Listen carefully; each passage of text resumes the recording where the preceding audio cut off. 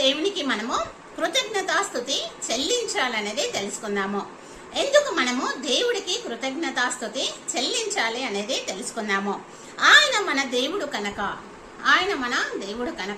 ఆయనకు మనము కృతజ్ఞతాస్తుతులు చెల్లించాలి. కీర్తనలో 118వ అధ్యాయము 28వ వచనం ద్వారా దేవుడు మనకి తెలియజేస్తున్నాడు.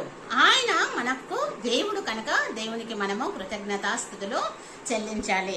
అదేవిధంగా దేవుడు దయాళుడు కనుక దేవునికి మనము కృతజ్ఞతాస్తుతులు చెల్లించాలి. కీర్తనలో 118వ అధ్యాయము 1వ వచనం ద్వారా దేవుడు మనతో మాట్లాడుతున్నాడు. అదేవిధంగా ఆయన యొక్క నామము పరిశుద్ధము కనుక, దేవుని యొక్క నామము పరిశుద్ధమైన నామము కనుక దేవునికి కృతజ్ఞతాస్తుతులు మనము చెల్లించాలి. కీర్తనలు 97వ అధ్యాయము 12వ వచనము దేవుని యొక్క నామము పరిశుద్ధ నామము కనుక దేవునికి మనము కృతజ్ఞతాస్తుతులు చెల్లించాలి. అదేవిధంగా ఆ దేవుడు న్యాయము విధించువాడు కనుక ఆయనకు కృతజ్ఞతాస్తుతులు మనము చెల్లించాలి. కీర్తనలు 7వ అధ్యాయము 17వ వచనం ద్వారా దేవుడు తెలియజేస్తున్నాడు. ఆయన న్యాయాన్ని విధించేవాడు కనుక దేవునికి మనము కృతజ్ఞతాస్తుతులు చెల్లించాలి. అదేవిధంగా దేవుడు మనకు సమీపంగా ఉన్నాడు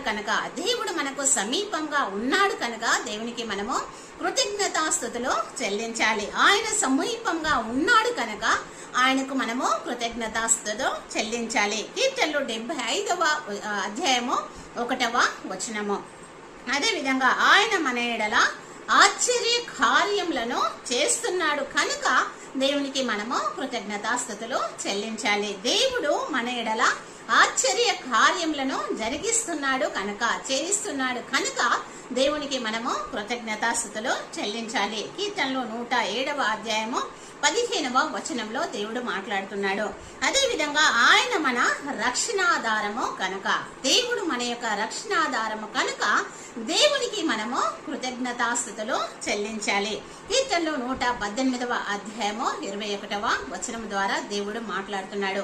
వాక్యమైనటువంటి దేవుడు వాక్యం ద్వారా మనతో మాట్లాడుతున్నాడు కనుక దేవునికి నిత్యము కూడా నిరంతరము కూడా అన్ని విషయాలలో కూడా మనము కృతజ్ఞతాస్తుతులు చెల్లిస్తూ ఈ లోకంలో మనము జీవించాలి. ఎప్పుడైతే దేవుడికి అన్ని విషయాలలో మనము కృతజ్ఞతాస్తుతులు చెల్లిస్తామో అప్పుడు దేవుడు మనల్ని ఆశీర్వదిస్తాడు, మేలును కలగచేస్తాడు, క్షేమమును కలగచేస్తాడు. కనుక ఆ విధంగా జీవిద్దాము కాక.